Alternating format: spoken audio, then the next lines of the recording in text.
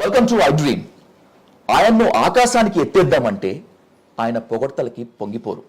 సరే, ఆయన మీద ఉన్న కాంట్రవర్సీస్, కామెంట్స్ గురించి ఇంట్రో ఇద్దామనుకుంటే అసలు విమర్శలను ఆయన పట్టించుకోరు.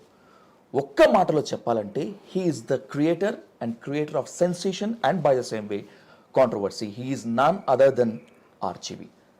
ఆర్జీవి గారు నమస్తే, welcome to iDream. Sir Penmatsa Ram Gopal Varma and by the same way RGV, ఈ రెండిట్లో ఎలా పిలవటాన్ని మీరు ఇష్టపడతారు sir? I think RGV. Because నేను అసలు ఇంటి పేర్లు అంటే నాకు I have dislike towards surnames sir. అంటే ఏదో పెట్టుకుని నా ఫ్యామిలీ నుంచి వచ్చాను అందుని పట్టుకుని అలాడటం అనేది, because I believe in individualism. So RGV is a short cut sir. But మీరు సక్సెస్ని ఎంజాయ్ చేస్తారు అండ్ అలాగే ఫెయిల్యూర్ని కూడా ఎంజాయ్ చేస్తారు. కానీ మీరు తెచ్చుకున్న సక్సెస్ అంతా కూడా షార్ట్ కట్లో వచ్చింది కాదు.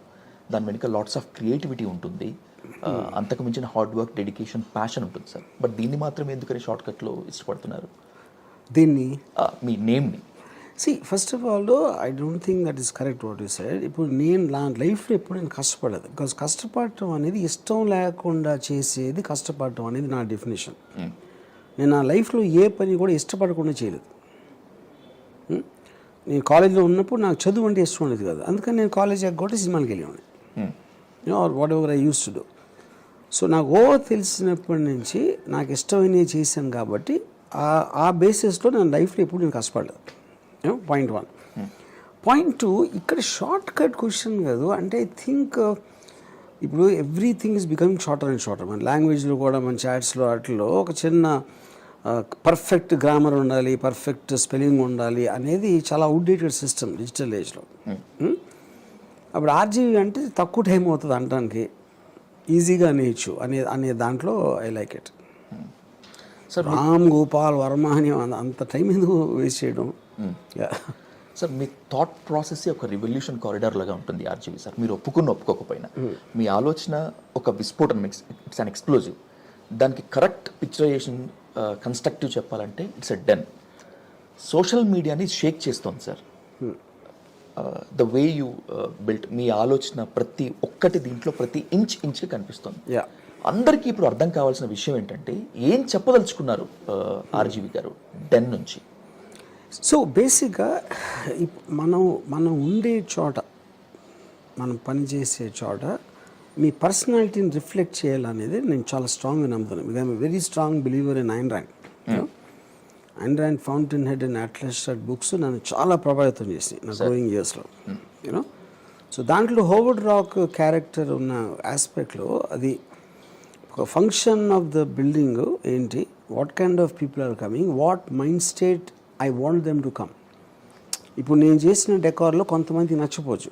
ఫర్ ఎగ్జాంపుల్ ఒక డైరెక్టర్ నాకు స్ట్రీట్ లైన్స్ నీట్గా ఉండాలి, వైట్గా ఉండాలి, మీదేమో అంతా డార్క్గా గ్రీను, ఫారెస్ట్, కేవ్ అలా ఉంది. అప్పుడు నేను అన్నాను, అందుకని నువ్వు నా ఆఫీస్ రావాల్సిన అవసరం లేకుండా ముందే అయిపోవచ్చు. For example, I didn't make it a secret, I love the beauty of women. So నా దానిలో చాలా ఫొటోస్ విమెన్ బ్యూటీ ఉన్నాయి, వాళ్ళ బాడీస్. ఇప్పుడు అలాంటిది ఇష్టం లేదనుకోండి, వాళ్ళకి టైం వేస్ట్ లేకుండా, నాకు టైం వేస్ట్ లేకుండా వాళ్ళని అక్కడే ఆపేస్తారు. సో ఇఫ్ ఇట్ ఈస్ నేను కూర్చుని ఎక్స్ప్లెయిన్ చేసే బదులు నా ప్లేస్ ఇట్ సైడ్ నేను అలాంటి వాళ్ళని చెప్పేస్తాను ఫస్ట్. అప్పుడు అలాంటి వాళ్ళే వస్తారు to interact with me. So ఆ టైం సేవ్ చేయడానికి one of the reasons I did it like this. Not only women sir, కంప్లీట్గా డెన్ అంతా కలిగి తిరిగి చూసినప్పుడు నేచర్ని బాగా రిజంబుల్ చేస్తుంది. ఆర్జీవి వర్సెస్ నేచర్ కాదు, ఆర్జీవి ఇస్ నేచర్ అని అనుకోవచ్చా? 100% that's the truth. ఏంటి, what do you want to convey sir? Because see, I have a wild side. Now what is wild? మీకు డొమెస్టికేటెడ్గా మీకు అంత క్లియర్ కట్ ఒక ప్లాన్ ప్రకారం చేయాలి, గుడ్ మార్నింగ్ చెప్పాలి, హలో చెప్పాలి, నమస్కారం చెప్పాలి, ఇలాంటివన్నీ ఏదైతే మనకు ఒక సొసైటీలో ఒక సిస్టమాటిక్ వేలో మన ఒక గొర్రెలాగా చేస్తారో దాని నుంచి విడిపోవడానికి నా వైల్డ్ సైడ్ చూపించడానికి. వాట్ ఈజ్ వైల్డ్ అంటే అన్ప్రెడిక్టబుల్ ఈజ్ ఇంట్రెస్టింగ్. మీరు ప్రెడిక్టబుల్ అంటే ఎందుకు బోర్ కొడుతుంది? మీకు ఆల్రెడీ మీరు ఆ ఎమోషన్ చూశారు కాబట్టి. అన్ప్రెడిక్టబుల్లో మీకు ఒక వైల్డ్నెస్ ఉంటుంది, దాని మూలన ఒక ఇంట్రెస్ట్ వస్తుంది, ఒక ఎనర్జీ జనరేట్ అవుతుంది. సాధారణంగా ఒక పొజిషన్లో ఉన్నటువంటి వ్యక్తులు, ఒక సెలబ్రిటీ స్టేటస్ ఉన్న వ్యక్తులు నన్ను అందరూ గుర్తుపట్టాలి, నాకు అందరూ విష్ చేయాలి అని చెప్పి అనుకుంటూ ఉంటారు సార్. బట్ మీరు ఈ సమాజాన్ని వెలివేస్తారు, అలాంటి వాళ్ళని వెలివేస్తారు. ఎస్పెషల్లీ మీకు బాగా ఇరిటేటింగ్ చేసేటువంటి క్వశ్చన్ ఏదన్నా ఉందంటే హౌ ఆర్ యూ సార్. ఎందుకని మీరు సమాజం మీద ఇంత విరక్తి ఎందుకు? ఎందుకంటే మీనింగ్లెస్ క్వశ్చన్స్ అండి. హౌ ఆర్ యూ అంటే ఇప్పుడు నేను చెప్పాను అనుకోండి, హౌ ఆర్ యూ అంటే నేను అస్సలు బాగాలేదు, నాకు ₹1,00,000 ఇస్తారంటే ఇస్తారా మీరు? అప్పుడు మీరు దాని ఆన్సర్ తోటి మీరేమీ చేయలేనప్పుడు అసలు క్వశ్చన్ అడగకూడదు అనేది నా ఫీలింగ్. ఓకే సార్, మీరు అంటే ఇప్పుడు చిన్నప్పుడు చెప్పారు గుడ్ మార్నింగ్ చెప్పాలి, హౌ ఆర్ యూ చెప్పాలి, how's the weather, did you have your lunch అని చెప్పాలి. ఇవన్నీ అలా ఒక కుక్కలు కాదు గొర్రెల్ని ప్రోగ్రామ్ చేసినట్టు చేస్తారు మన పెద్దవాళ్ళు కానీ మన టీచర్స్ కానీ. That is the reason I'm wild, so I come out of that. So నేను ప్రతి దాన్ని క్వశ్చన్ చేస్తాను. హౌ ఆర్ యూ నేను ఎందుకు అడగాలి?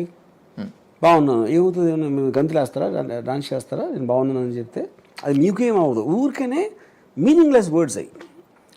And I might do many silly things but I don't want to be silly. So ఆ lines అని for example నన్ను మన ఒక రెస్టారెంట్లో హ్యావింగ్ ఫుడ్ ఆడు వెయిటర్ అడిగాడు హౌస్ ద ఫుడ్ సార్ అన్నాడు. నువ్వు వండేవా అన్న, లేదు అన్నాడు. నీ హోటల్లో ఓనర్వా అన్న, కాదన్నాడు. నీకు ఎందుకు ఎప్పుడన్నా ఇంత పోనీ నేను ఇలా బాగాలేదు అంటే నా బిల్లు వెనక్కి చేస్తావా, డబ్బులు రిటర్న్ ఇస్తావా, ఇవ్వో. ఇంకా అప్పుడు ఎందుకు అడగటం? ఇంత మెటీరియలిస్టిక్గా, ఇంత బీయింగ్ ప్రాక్టికల్గా ఆర్జీవిని ఎవరు మార్చారు? లైఫ్ మార్చిందా, లేకపోతే ఇంకెవరన్నా మార్చారా? ఇలా తనకు తానే మోటివేట్ అయ్యారు అట్లా? I think lot of it is to do with the books I read right from my childhood. Because నేను చాలా ఎర్లీ డేస్లో I was attracted to communist manifesto, you know. But later when I read Ayn Rand on exact opposite of what marks says, దాని నుంచి డెస్కార్టిస్, Emmanuel can't, అంటే అవన్నిట్లో నేను తీసుకున్నాను కాదు. Then I realise మీరు ఒక్కడిని నమ్మితే that means you're lesser than that person. మీకు అంత తెలియదు కాబట్టి నమ్ముతారు. సో నేను నమ్మటం అనేది మానేశాను. I don't have a belief system లేనప్పుడు మీ మైండ్ ఒక ఫ్రీ ఫ్లో అయిపోతుంది. సో ఆ రోజు ఎన్న దాన్ని బట్టి నా మైండ్ మారుతూ ఉంటుంది, ఆ రోజు ఎక్స్పీరియన్స్ చేసిన దాన్ని బట్టి నా మైండ్ మారుతూ ఉంటుంది. సో దట్ కెనాట్ బి ఒక ఫార్మాట్లో పెట్టలేరు, which is what is called wild. Yeah, so I think trigger అయ్యింది అక్కడి నుంచి because of the multiply different views of looking at life and understanding life and various thinkers, fiction writers. And also always had a habit of mingling with people are very extreme. అది పోలీసులు అవ్వచ్చు, gangsters అవ్వచ్చు, రౌడీలు అవ్వచ్చు, లేకపోతే the people who are just not in the regular format of society. So I think a collective influence of all that is what created.